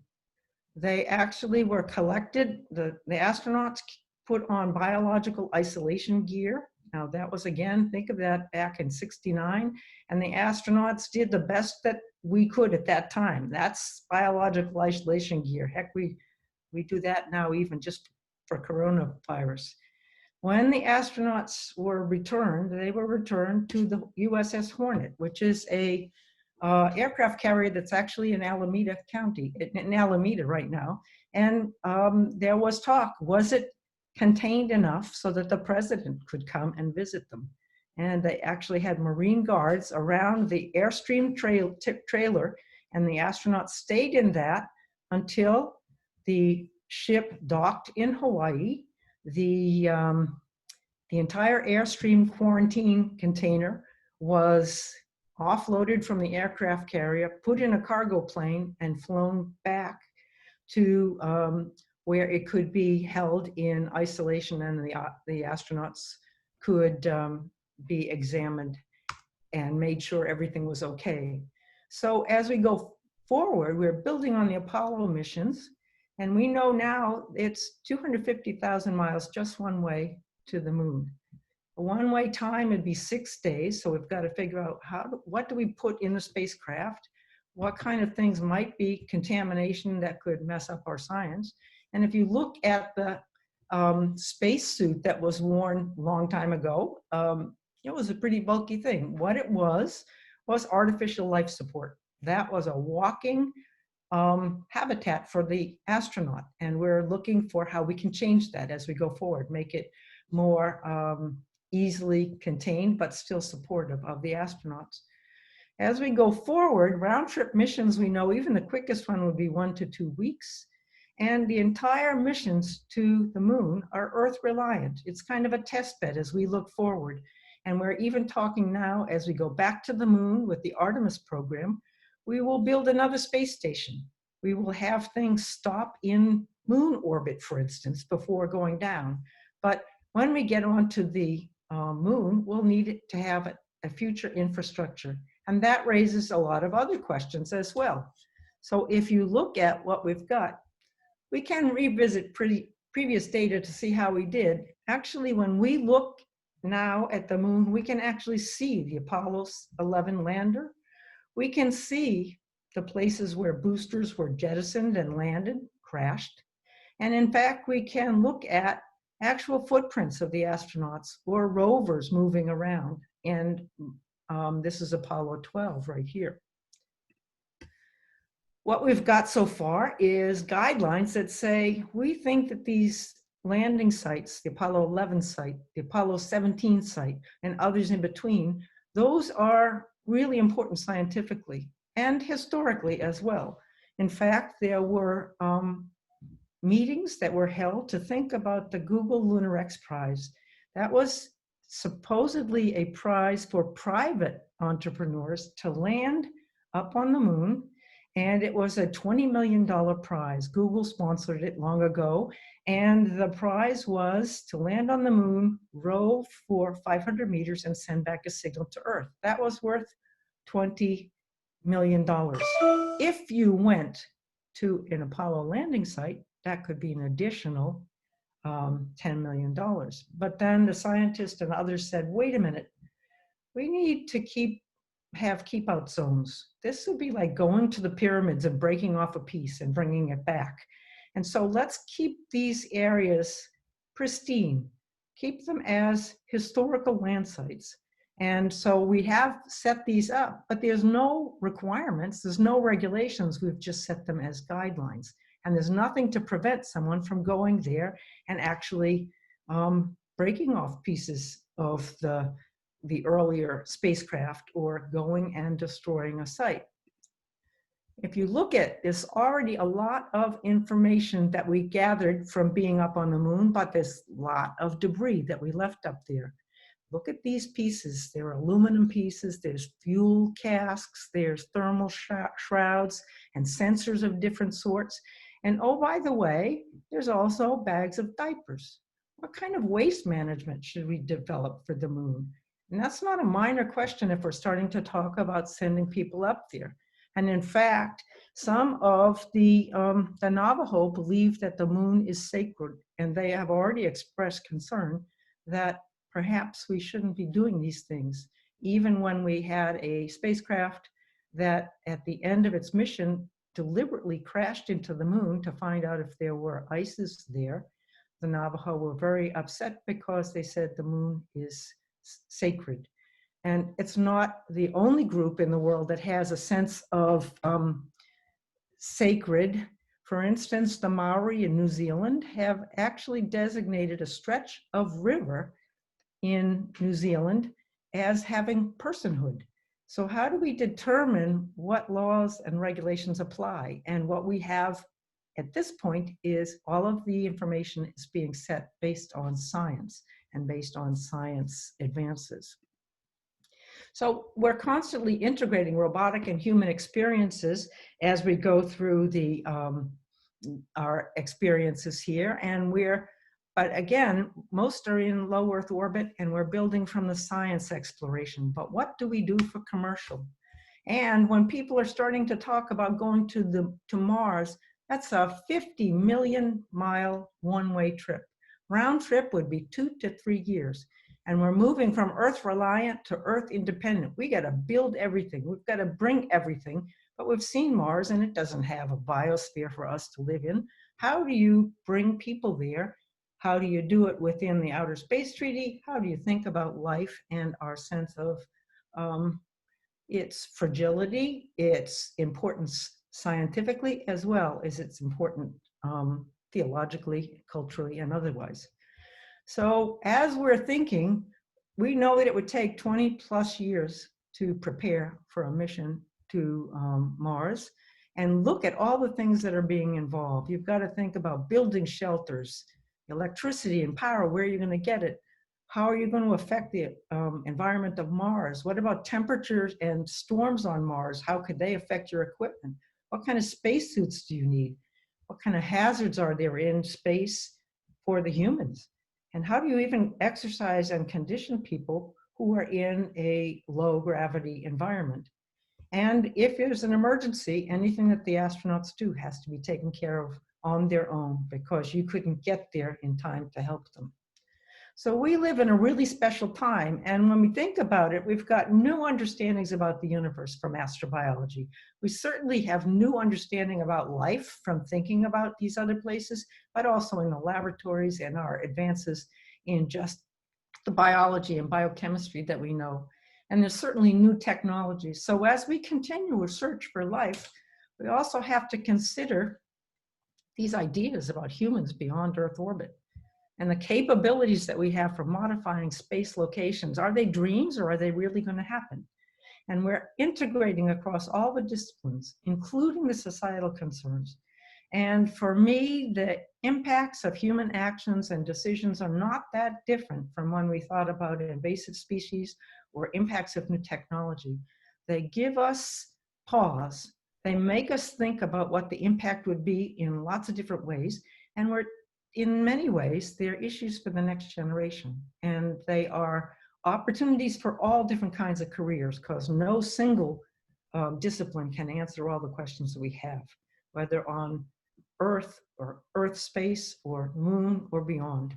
So I like to say that we haven't addressed all the questions that are coming up. And one thing about astrobiology is it makes you really think back to Earth as our home planet and even ask, what does it mean to go beyond?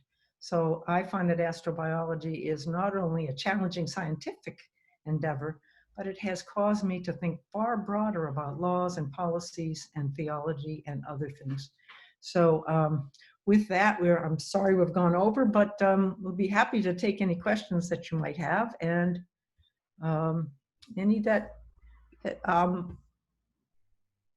let's see, any chat questions that somebody could read to me? One question, Margaret, was enforcement. You answered many questions automatically when you discussed the United Nations, but what about enforcement of important things, planetary protection, but other concerns as well? Right. Well, those are very similar to some of the enforcement about nuclear, for instance. Who's going to enforce it? And what would be the penalty if you didn't follow the rules?